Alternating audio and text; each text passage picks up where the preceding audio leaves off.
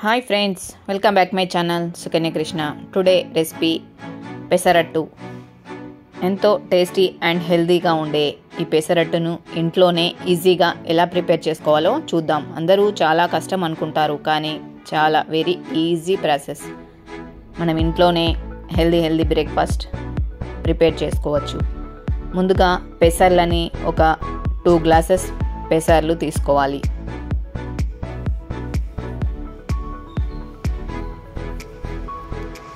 తర్వాత ఒక గ్లాస్ రైస్ని తీసుకోవాలి. రైస్ కూడా మనం వేసుకోవాలంటే వేసుకోవచ్చు, లేకపోతే మొత్తం పెసర్లతోనే కూడా ఈ దోశలని ప్రిపేర్ చేసుకోవచ్చు.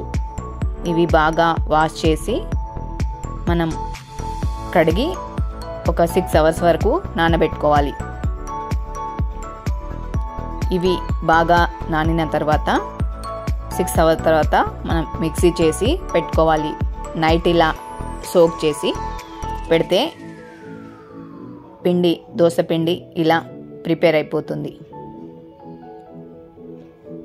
ఇలా రెడీ అయిన దోశ పిండిని బాగా కలుపుకోవాలి. కొంచెం గట్టిగా అనిపిస్తే మనం వాటర్ యాడ్ చేసుకొని దోశల పిండిలాగా మనం కలుపుకోవాలి.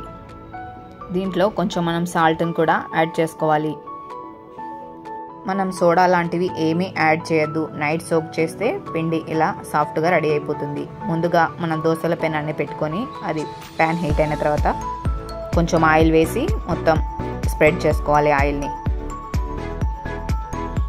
ఇలా దోశల పిండిని కొంచెంగా వేస్తూ దోశలాగా వేసుకొని పైనుంచి కొంచెం ఆయిల్ వేసి 2 వైపులా మనం దోశని కాల్చుకోవాలి.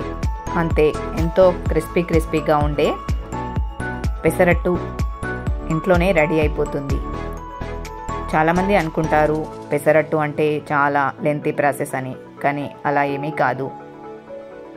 చాలా ఈజీగా మనం ప్రిపేర్ చేసుకోవచ్చు.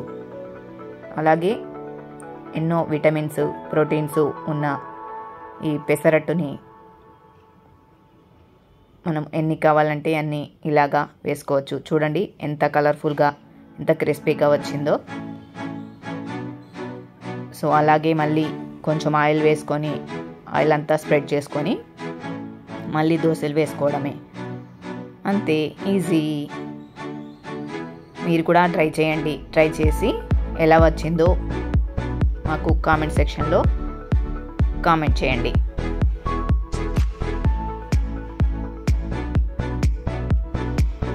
ఈ రెసిపీ మీ అందరికీ నచ్చిందని అనుకుంటున్నాను. నచ్చితే లైక్ చేసి కామెంట్ చేసి మా ఛానల్ని సబ్స్క్రైబ్ చేసుకోండి. అలాగే మీ ఫ్రెండ్స్కి, ఫ్యామిలీ మెంబర్స్కి కూడా మా ఛానల్ని షేర్ చేయండి. చూడండి క్రిస్పీ పెసరట్టు రెడీ. ఇలా ప్రిపేర్ చేసుకొని టమాటో చట్నీ కానీ పల్లీ చట్నీతో కానీ సర్వ్ చేసుకోండి. Thanks for watching video.